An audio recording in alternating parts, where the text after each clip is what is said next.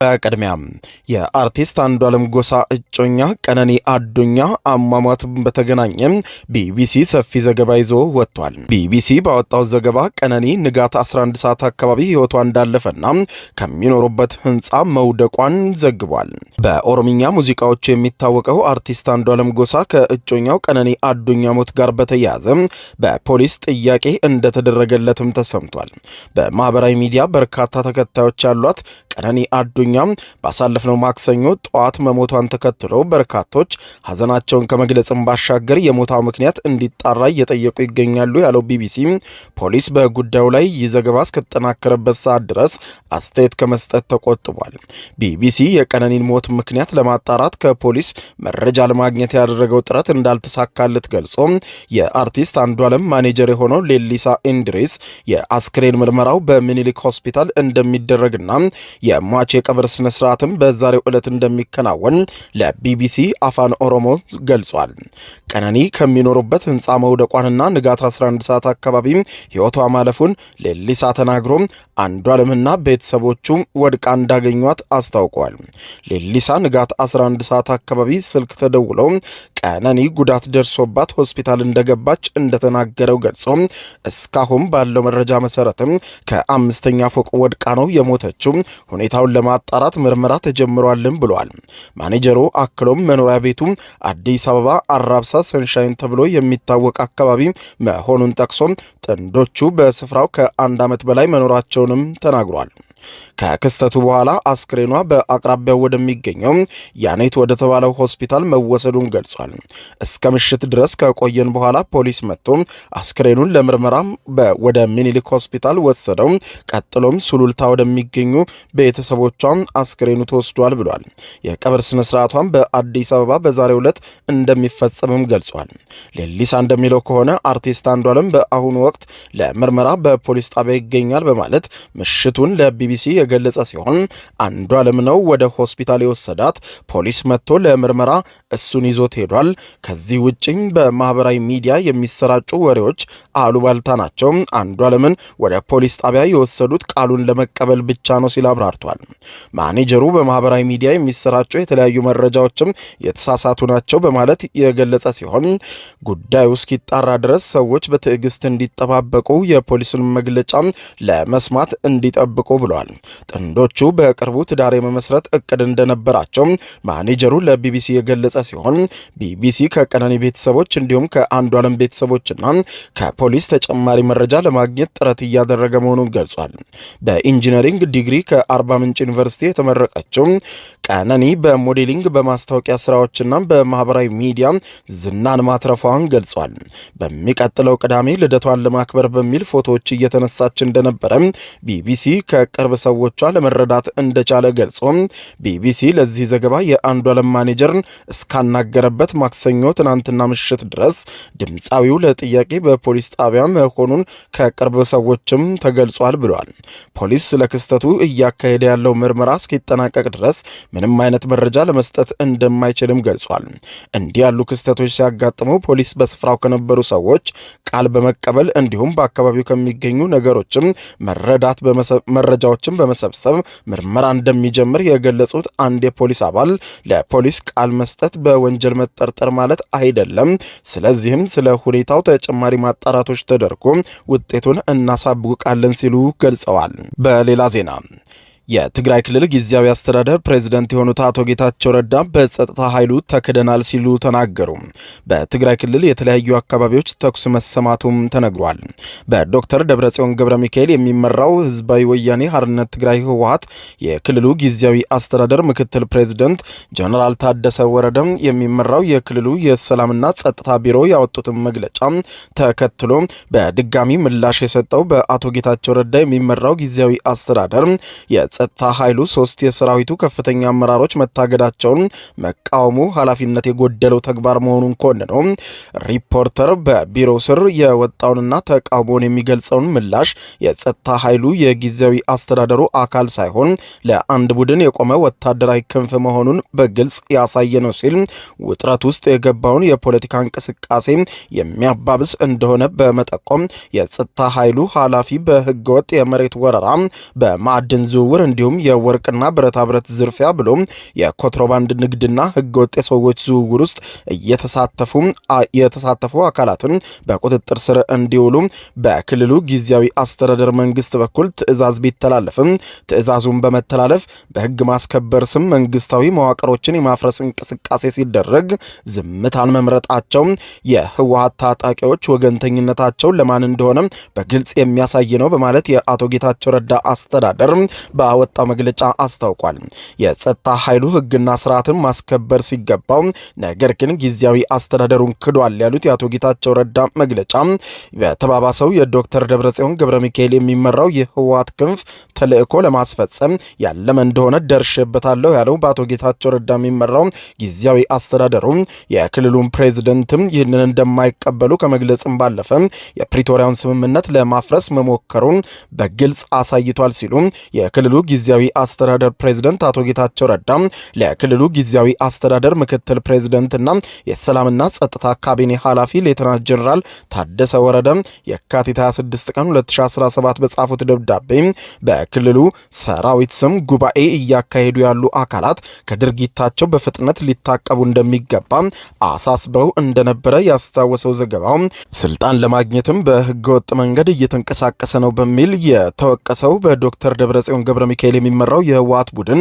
ድርጊቱን እንዲያቆም የመጨረሻ ማሳሰቢያ ተሰጥቶት እንደነበር የተገለጸ ሲሆን የሰራዊቱ አመራሮችም ሆኑ ሌሎችም አካላት ጥያቄዎቻቸውን የሚያቀርቡትና የሚስተናገዱበትም ህጋዊ አግባብ እያለ በወረዳና ቀበሌዎች ሰራዊት በማሰማራት ስርዓት ለማፍረስ እንቅስቃሴ እያደረጉ መሆናቸውን በአቶ ጌታቸው ረዳ የሚመራው የትግራይ ክልል ጊዜያዊ አስተዳደር አስታውቋል።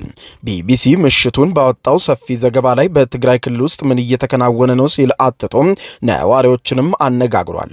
የክልሉ ህዝብ ከ2 ዓመት በፊት የተካሄደውን ደም አፋሳሽ ጦርነት ካስከተለው የገንዘብ የስነ ልቦና የሰብአዊ ቀውስም አሁንም አላገገመም ያለው ቢቢሲ ከክልሉ ማዕከላዊና ምስራቃዊ ዞኖች እንዲሁም ከመቀሌ ከተማ አስተዳደር በአሁኑ ወቅት ያለውን ሁኔታ በማስመልከት ያነጋገራቸው በክልሉ ነዋሪዎች መሪዎቹ ወደ ጦርነት እየጎተቱ እንዳያስገቧቸው በእጅጉ እንደሚሰጉ በመግለጽ ለቢቢሲ እየተሸበረን ያለነው ሲሉ ምሽቱን ነግረውታል። በአዲግራት በመቀሌና በሌሎችም አካባቢዎች የሚገኙ ነዋሪዎች የፍጆታ ዕቃዎች ዋጋ መጨመር፣ በገፍ መሸመትና የመረበሽ ሁኔታዎችም እንደሚታይ ገልጸው የተኩስ ድምጾች እንደሚሰሙም አረጋግጠዋል። ይህ ስጋት ከክልሉ የሚወጡ ሰዎችን ቁጥር እንዲጨምር ማድረጉንም አክሏል። አብርሃም የተባለ የአዲግራት ከተማ ነዋሪ አርሚ 15 ሚሊሻና ተፈናቃዮች የሚገኙባቸው አካላት የከንቲባውን ጽሕፈት ቤትም ተቆጣጥረዋል ብለዋል። በከተማዋ ሙሉ በሙሉ ወታደራዊ እንቅስቃሴ እንዳለ በመግለጽ የአስቸኳይ ጊዜ አዋጅ የታወጀ ነው የሚመስለው። ከትናንት በስቲያ ሰኞ ጀምሮ በአዲግራት ውስጥ ከፍተኛ ወታደራዊ እንቅስቃሴ አለ። ይህ ሁኔታም የሰላማዊ ዜጎች ላይ መረበሽ እንደፈጠረ በመግለጽ በሁለቱም አካላት እየተወሰዱ ያሉ እርምጃዎችም የፕሪቶሪያውን ስምምነት በውል የሚያፈርሱ መሆናቸውን እንደሚያምኑ ነዋሪው ለቢቢሲ ተናግረዋል። ይህንን ውጥረት ተከትሎ የፌዴራል መንግስት እርምጃ ሊወስድም ይችላል። በተለይም ደግሞ ድሮኖችም ሲያንዣብቡ ነበረ። ይህ ከኤርትራ ጋር ያለውን ነገር ያመጣው ሲመስለን ቆይቷል። ሆኖም ግን አሁን ባለው ወቅታዊ ሁኔታ የትግራይ የጸጥታ ሁኔታን መንግስት እየተከታተለ እንደነበረ ነው የሚሰማኝ ሲል ለቢቢሲ ተናግረዋል። የአዲግራት ከተማ ነዋሪ የሆኑና ስማቸው መጥቀስ ያልፈለጉ ሌላኛው ግለሰብ ለቢቢሲ ምሽቱን ሲናገሩ የአዲግራት ከተማ የጊዜያዊ አስተዳደሩ ከንቲባ መገልበጡንና ወታደራዊ ኃይሎችም በብዛት በከተማው ውስጥ እንደሚታዩ ለቢቢሲ ተከታዩን ነግረውታል። ዛሬ ወጣቶች የሰራዊት ኃይል ተጠቅመው የአዲግራት ከንቲባ ጽሕፈት ቤትን ተቆጣጥረዋል። እስካሁን የደረሰውን ጉዳት በይፋ ልናውቅ አልቻለም። ወጣቶች ተጎድተው ሊሆን እንደሚችል እንገምታለን፣ ግን እስካሁን ለማጣራት አልቻለም። በዚህ የተሳተፉ የሰራዊት አባላት አርሚ 15 ኮር 151 ሚሊሻዎችና የተፈናቀሉ ወገኖችን ይዘው በእነሱ ድጋፍ ነው የተቆጣጠሩት።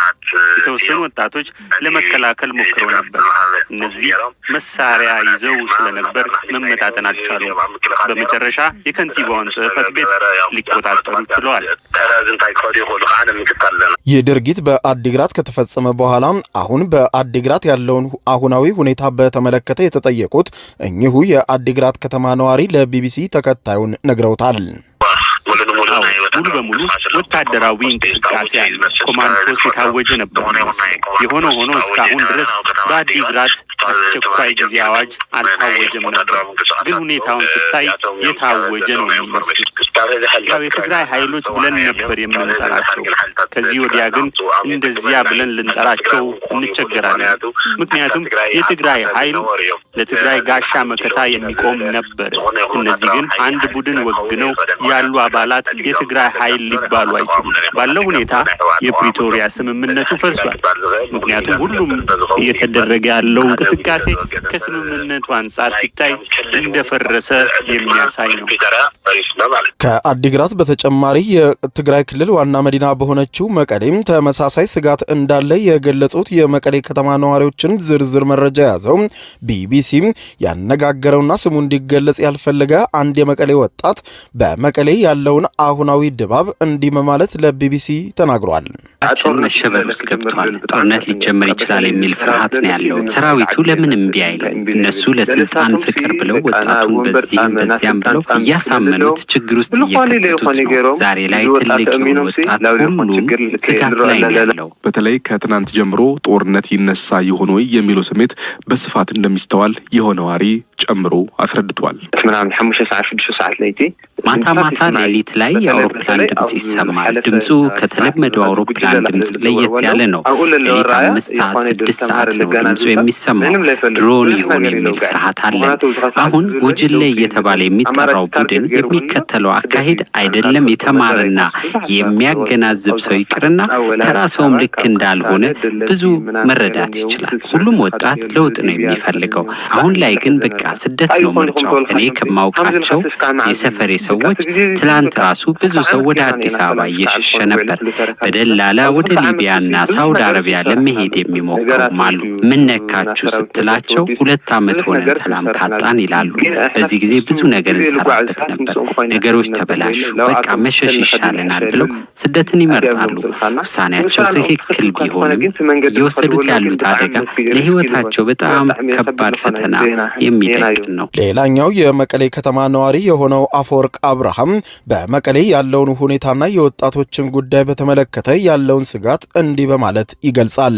አሁን በተለይ በትናንትና ማታ በተሰጠው መግለጫ ሰው በጣም ስጋት አድሮበታል። አስቀድሞም ያው ወጣቶች ይወጡ ነበር፣ ወደ አዲስ አበባ ወደ ተለያየ ቦታ እየወጣ ነበር። የከተማው እንቅስቃሴን በጣም እየተዳከመ ነበር። ሰው ደግሞ ብር ከባንክ ብሩን እያወጣው ነው። ከባንክ ያለው አሁን ያለው ሁኔታ ንግድ ባንክ በጣም በሰፊ ወረፋዎች አሉ። ለምሳሌ አየር መንገድ አሁን ከመቀሌ ወደ አዲስ አበባ ብታይ እስከ እሑድ ምናምን ተይዟል ሊል ይችላል። ከዛ ወደዚህ ደግሞ የሚመጣ ብዙ ሰው የለም። ወጣቱ ያው ትራውማውን ስላለ ያው አሁን ተመልሰን ወደ ጦርነት እንገባለን የሚል ስጋት ስላለ ያው በሰፊው እየወጣ ነው ማለት ነው። አይ የተለየ ነገር ምን አለ? አሁን ያልነበሩ አሁን ኬላዎች አሉ። አሁን ከኤርፖርት ስትመጣ አሁን ጠዋት እኔ ቀብር መስራት ነበር ለማከናወን ሩቅ ያጅ ነበር እና በጣም ፈተሻዎች አሉ። ያልነበሩ ፈተሻዎች አሉ። ሌላ መግቢያ አካባቢ እንደዛ ወደ መቀሌ መግቢያዎች እንደዛ እንዳሉ ሰዎችም ምስክርነት ሰጥተውኛል። መታወቂያ ፍተሻ ምናምን አለ። ለምሳሌ ባስ አሁን መቀሌ ወደ አዲስ አበባ አታገኝም። ሳምንት ምናምን ጠብቃለህ። በቃ አሁን ሰው ራሱ በቃ በጣም ተደናግጧል። አሁን ፍራቻ ምን አለ መሰለህ የውጊያ አውዱ ደግሞ ተመልሶ ወደ ትግራይ ሊመጣ ነው የሚል ነገር ፍራቻ አለው ህዝቡ ውስጥ በሰፊው። ዘገባው የቢቢሲ ነው።